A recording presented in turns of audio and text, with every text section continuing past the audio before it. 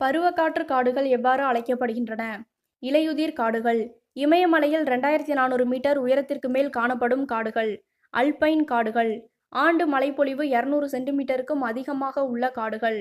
அயனமண்டல பசுமை மாறா காடுகள் ஆண்டு மழைப்பொழிவு 100 சென்டிமீட்டர் முதல் 200 சென்டிமீட்டர் வரை உள்ள காடுகள்.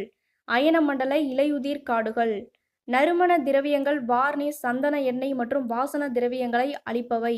அயனமண்டல இலையுதிர் காடுகள் ஆண்டு மழைப்பொழிவு 50 சென்டிமீட்டர் முதல் 100 சென்டிமீட்டர் வரை உள்ள காடுகள்.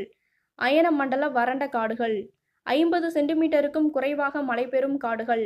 முட்புதர் காடுகள் மாங்க்ரோவ் காடுகள், சதுப்பு நில காடுகள், டெல்டா காடுகள் என அழைக்கப்படுபவை. ஓத அலை காடுகள் உலகின் மிகப்பெரிய சதுப்பு நில காடுகள் எங்குள்ளன? கங்கை பிரம்மபுத்திரா டெல்டா பகுதி. மிதவெப்பமண்டல ஊசி இலை காடுகள் டேஸ் உயரமுள்ள பகுதிகளில் உள்ளன. 1800 முதல் 3000 மீட்டர் வரை.